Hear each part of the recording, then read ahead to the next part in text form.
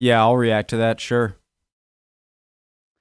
I want to do a. I don't do this often. I only do it when I think it's necessary. But I wasn't ready for this song by the end, and so I really I didn't know how to structure my response very well.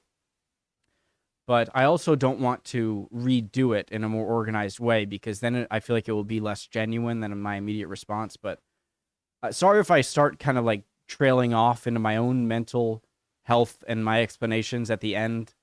But very good video. Thanks, Mel, for recommending. And sorry if I kind of go off on a crazy tangent. So here it is. Okay, sure. So it's a song, obviously. Thanks, Mel. Ren. Hi, Ren. Sure. Hi, guys. My name's Connor. Hi. Let's just go. All right.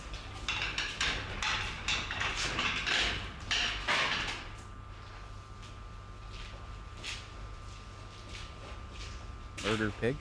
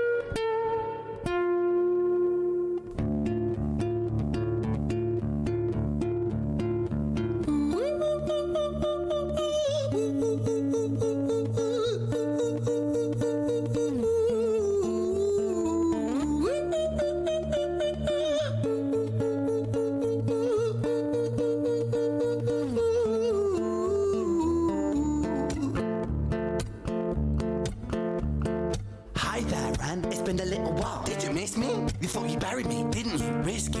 Cause I always come back. Deep down, you know that. Deep down, you know I'm always in periphery. Ran on you, pleased to see me. It's been weeks since we spoke, bro. I know you need me. You're the sheep, I'm the shepherd. Not your place to lead me. Not your place to be biting off the hand that feeds me. Hi, Ren. I've been taking some time to be distant. I've been taking some time to be still. I've been taking some time to be by myself since my therapist told me I'm ill. And I've been making some progress lately. And I've learned some new coping skills. So I haven't really needed you much, man. I think we need to just step back and chill. Ren, you sound more insane than I do. You think that those doctors are really there to guide you? Been through this a million times. Your civilian mind is so perfect, you're always being lied to. Okay, take another pill, boy. Drown yourself in the sound of white noise. Follow this 10-step program, rejoice. All your problems will be gone. Fucking dumb boy. Nah, mate, this time is different, man. Trust me. I feel like things might be falling in place. And my music's been kinda doing bits too. Like I actually might do something great. And when I'm gone, maybe I'll be remembered for doing something special with myself. That's why I don't think that we should talk, man. Cause when you're with me, it never seems to help. You think that you can amputate me? I am you, you are me, you are I am we are one. Split in two, that makes one. So you see, you gotta kill you if you wanna kill me. I'm not leftover dinner, I'm not scraps on the side. Oh, your music is thriving, delusional guy. Where's your top 10 hit? Where's your interview with Oprah? Where are your Grammys, Ren? Nowhere. Yeah, but my music's not commercial like that. I never chase numbers, statistics or stats. I never write hooks for the radio, they never even play me, so why would I concern myself with that? But my music is really connecting, and the people who find it respect it. And for me that's enough, cause this life's been tough, so it gives me a purpose I can rest in. Man, you sound so pretentious. Ren, your music is so self-centered. No one wants to hear another song about how much you hate yourself. Trust me.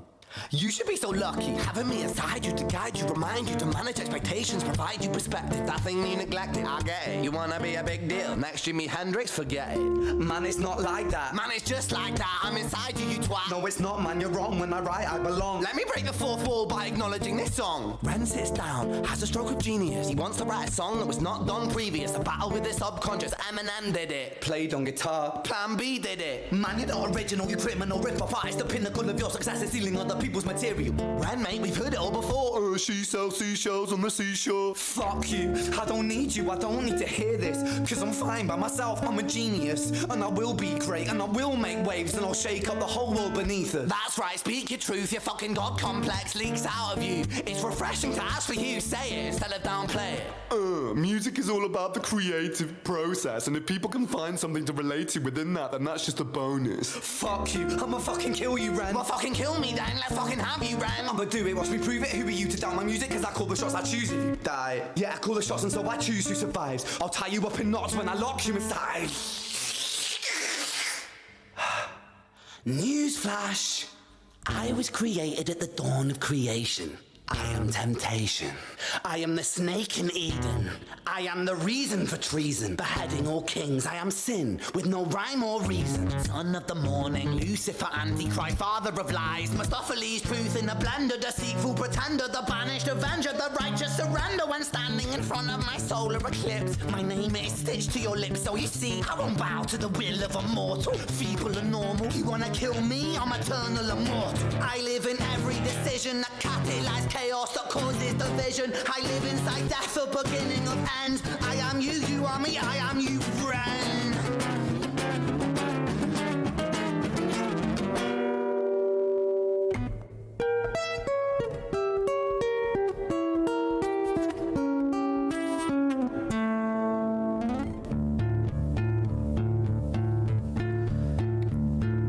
Hi, Ren. I've been taking some time to be distant. I've been taking some time to be still. I've been taking some time to be by myself, and I've spent half my life ill. But just as sure as the tide starts turning, just as sure as the night has dawned, just as sure as the rainfall soon runs dry when you stand in an eye of a storm. I was made to be tested and twisted. I was made to be broken and beat. I was made by his hand, it's all part of his plan that I stand on my own 2 feet. And you know me, my will is eternal. And you know me, you've met me before. Face to face with a beast, I will rise from the east and I'll settle on the ocean floor. And I go by many names also. Some people know me as hope. Some people know me as the voice that you hear when you loosen the noose on the rope. And you know how I know that I'll prosper? Cause I stand here beside you today. I have stood in the flames that cremated my brain, and I didn't once flinch or shake. So cower of the man I've become, when I sing from the top of my lungs, that I won't retire, I'll stand in your fire, inspire that me to be strong. And when I am gone I will rise, in the music that I left behind. Ferocious, persistent, immortal like you, we're acquainted different sides.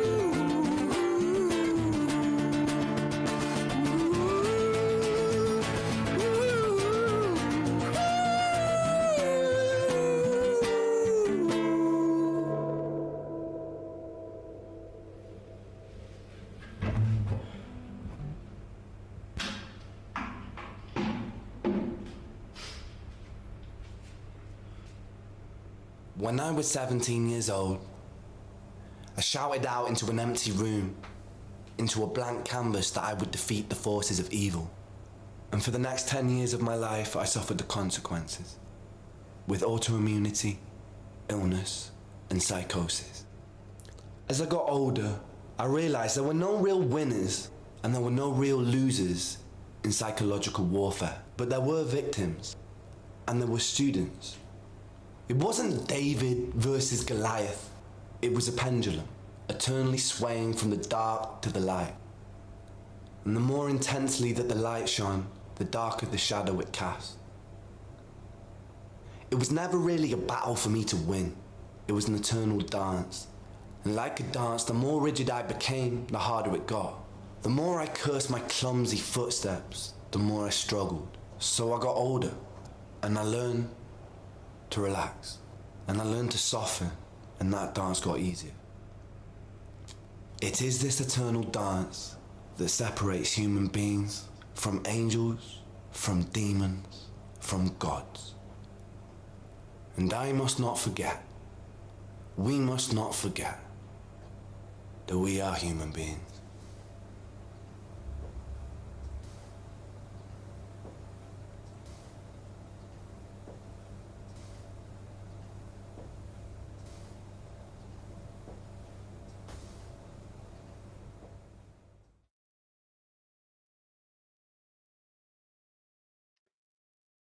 That was crazy good and a bit personal, probably for a lot.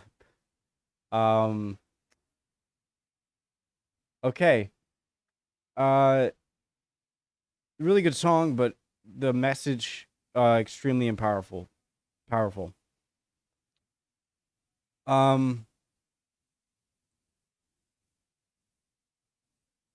So thank you, Mel, for the video. So, I'm definitely going to talk about this. I think that so whether or not I accurately, depict what he was talking about is one thing, but I definitely can tell you what it made me think of. I think that as we grow older as people, we start to realize that a lot of expectations that we think are placed on us by a society you're in, or friends or family, I definitely reached a moment where, we put that pressure on ourselves and it's in our head. I'm not saying there isn't real pressure from certain places, but I think that a really powerful moment at the end where he said, Footsteps, relax. right here. So I got older and I learned to relax. I think that the peak of what I'm talking, I've gone to therapists for over 10 years now. I've been on medications, from antidepressants to anxiety medication to ADHD. I can only talk about my experience, but I think that especially like towards the end of high school, like late teens, early 20s, we have a lot of pressure on us to want to. I'm explaining this horribly. I think that as Jesus Christ, I think that when you're growing up, you have an image of what you should be doing in your life, depending at whatever age you are. Where you should be when you're 19, where you should be when you're 21, when you're 25, when you're 30. And if you're not, then I think it's important to realize at the end of the day, you're a person, you're human on this planet, and you're living through things, and you shouldn't let your own expectations ruin your happiness. I had gotten creating the YouTube channel was a thing for me. It was one of the most terrifying things. I think I've had social anxiety is what I'm suffering from. I feel like I should almost structure my response because I do have a lot to say, but I'm getting nowhere. Okay, so I don't know exactly how I'm going to do this. I have a lot I want to say about the video. This caught me a bit off guard. I didn't know what it was going to be about. Great video recommendation, Mel.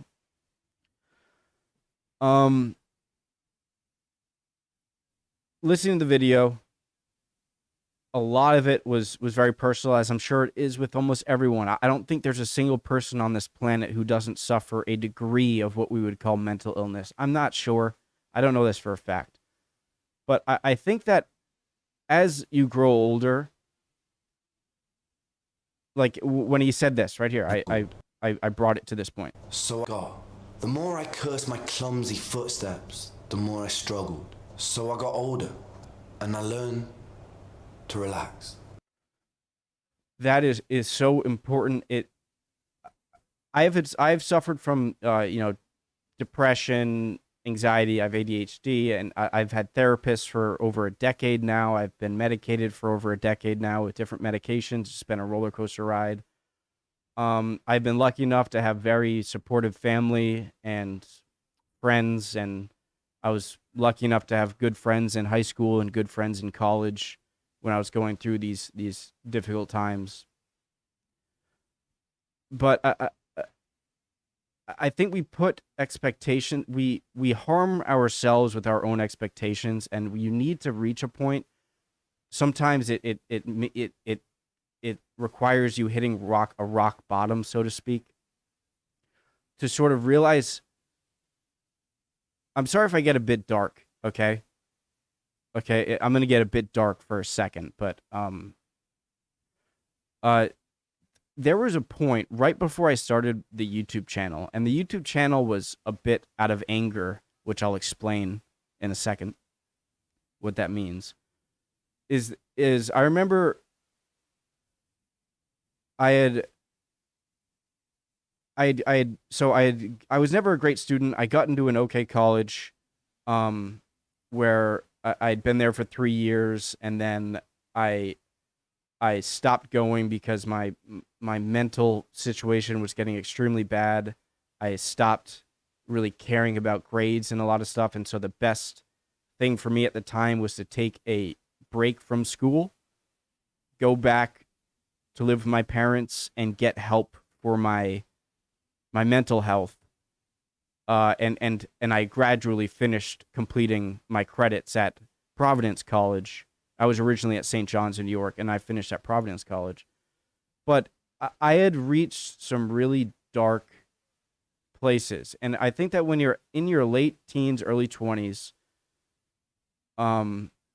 might be generalizing, it might not be the same for everyone, but there's this really reality hitting moment. You have a lot of expectations for yourself of where you should be at 18, at 19, at 20, at 21, how you're doing in college. After you get out of college, what job do you have? Do you have a girlfriend? All this stuff. And I was failing that. I wasn't going to college, do that 4 years, get out, get a job. And I felt like, I just felt like a failure. I really did.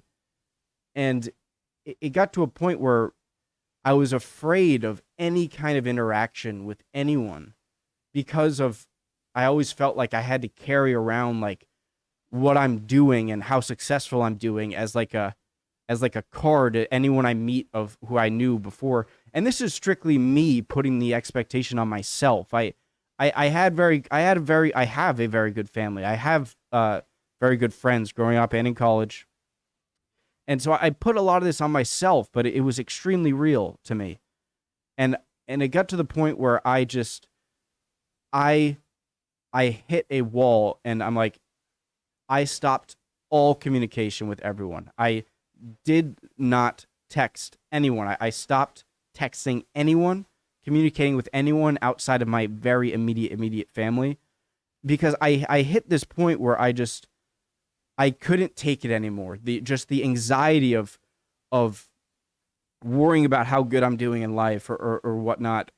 And I reached a point where it became so excruciating that I just had to completely give up. I had to completely give up. I stopped, and I had the luxury to do that because I had a family that would take me in. There are a lot of people who don't have the opportunity, and so they can't just give up. And I have so much sympathy for people going through that situation. And what I mean by give up is all of the, I know I'm going on a crazy tangent, guys. I didn't know what this was even about, and so now I'm talking a lot. It's probably not very fluent. But I stopped caring. I hit a moment where I was so emotionally anguished that, thoughts of, I never considered myself suicidal. I never did, and I never really have, but I definitely reached a point where it sort of crossed my mind, not in a serious way, but just the fact that it crossed my mind at all, it made me extremely angry.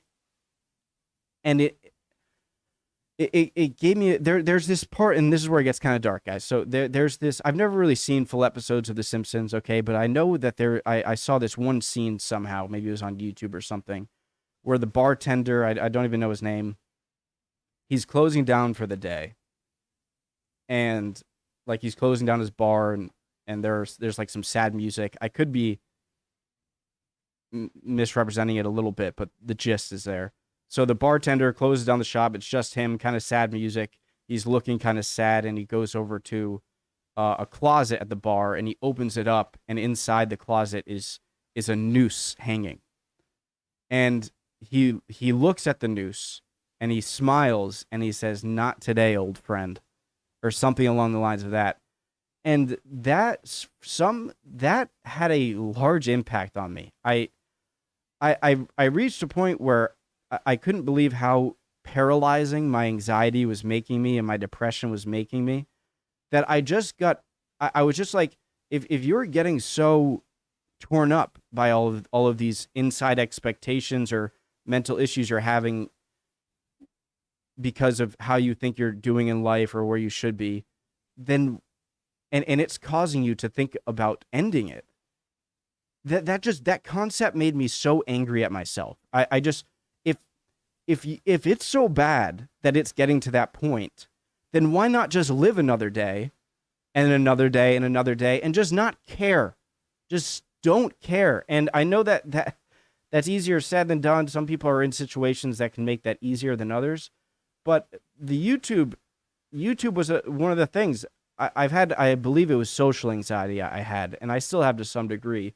But I got so angry to the point where I put my face up on the internet, which was like the epitome of the most terrifying aspect of anxiety, is putting myself onto the internet where anyone from my childhood or my life can see me and look and be like, "Oh, Connor," and I didn't have any hesitation. Like, how are you going to be recepted on the internet? How are people going to treat you? Are the comments going to be awful? The comments have been amazing. You guys have been so awesome. The vast majority, right, are just so positive and everything. And it was like that Simpsons scene is extremely important to understanding what happened. There was a really epiphany moment of where instead of getting sad and like all crumpled up when I felt anxious, I got angry. I'm like, how does that make any sense that you're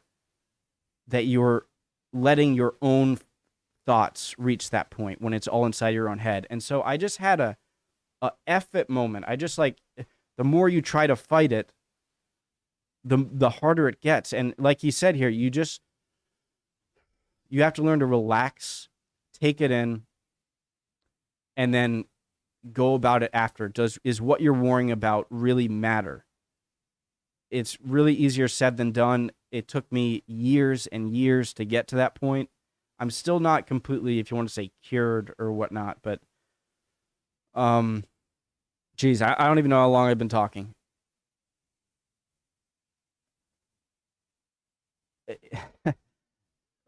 There's still a degree of me not wanting. I'm sure a lot of people on Discord can attest. Sometimes I just stop talking. I have a shutdown mode where I will just, when I get to a certain mental sort of anguish, this shows you I'm not fully over it, right? Over my anxiety. And again, like you said, it's kind of a dance. It's not something you ever get over. It's something that you cope with. But there are still moments where I'll get anxious over people asking me to do something that might seem so benign and simple to someone else, but to me, it's caused me to have a sort of, I haven't had a panic attack in a long time, and over a year, I'd say. I used to get them all the time, but I definitely get overly anxious. And there comes a point where I just shut down. Nothing else matters other than me feeling okay in my head. So if I'm super anxious and someone's this and someone's that, I literally just have to go shut off. And I know it's sort of a selfish thing to do, but I can't help it. It's part of the coping. And that, I could talk about this forever, guys. Really crazy video. Really good music, and just the message was incredible. However you are feeling, what am I gonna say? Don't stop caring. Um, if you're 46 years old and you have a wife and you have kids to support and you're going through this, then I have even more insanely amount of sympathy for you, because you can't just stop caring. You can't just say F it to and every relationship and just cut yourself off and stop thinking about that stuff. And so I can't speak for someone in that stage. I'm almost sort of happy that I experienced the depths of depression that I went and when I did, because I had a sort of support structure. But again, I it got to the point in college where I was very lucky to excuse me. I had very great friends growing up. I was never really bullied. You know, I was never bullied. I can't give you any sort of victim scenario that I've had. I've had a very comforting lifestyle. Sometimes I think if that contributed to my anxiety, but I mean, my brother and sister had the same upbringing, and they do not. Like, my sister is completely opposite. I always saw as opposite to me socially growing up. She's always been very outgoing, and my brother is to a certain degree too, but I've always been much less so. It's not just a nurture thing, but I don't have anything to point to you where I had a seriously tough time outside of the anxiety. I had a very good childhood, great upbringing. I love my parents to death, my family, my friends in high school. When I went to college, I don't know how, it happened to happen. I made good friends. But it got to a point in college where I like, think about, I actively stopped trying to meet people. Like, I actively tried to not make friends with any more people than I had to, because in my mind, that's one more person who I have to run into on campus and say hi. Or I always just pictured the most embarrassing, awful interaction with anyone I had. And it seems pathetic. I need water. But it was stuff like that. It was like, if I had to go to the grocery store, right? I pictured everyone just running into everyone and making a fool of myself every time. And it got to the point where even stepping outside, like next to a road, I was like, this is the complete insanity I was in. I was worried about, also, you know, stuff like breakups can, I'm sure, trigger a lot of depression and stuff, but just anywhere where I could be seen by other people, I just, it's almost like you think in this weird way, like, you gotta tell yourself you're not that important, you know? I really need water. In a way, you have to tell yourself, you know, if you have the social anxiety that you think you can relate to what I'm saying, like, you're not that important. People have their own issues. They're thinking about how they see themselves, and don't worry about other people, what other people think of you. And all of this, again, all of this was in my head. It really was. I need some water. Great video. Thanks, Mel. I talked way more than I thought I would. I hope you guys are all doing well. If you have going through mentally tough times, please don't do anything rash. You'll never know how this is why, you know, I don't say emotions are fickle, guys, at the end of videos for no reason. There's a meaning behind those words. You have no idea how you are going to feel tomorrow or the next day or the next month. And there's something about the new Simpsons thing that just spoke to me. It's like, how are you letting yourself drag you down to this misery when it's all in your head in the first place? I'm not saying drop expectations, but in a way, I'm saying stop thinking that if you don't meet every goal in your head, that you're a failure. If you You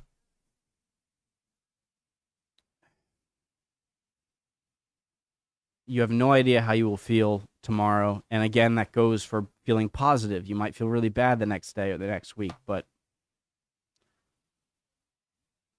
do not do anything stupid in the moment. I hope you guys are all doing well. I love y'all. Really do hope you're doing well. If not, you will be okay soon. Okay? Don't worry. All right. That was a lot. I'll see you guys next time. Bye, guys.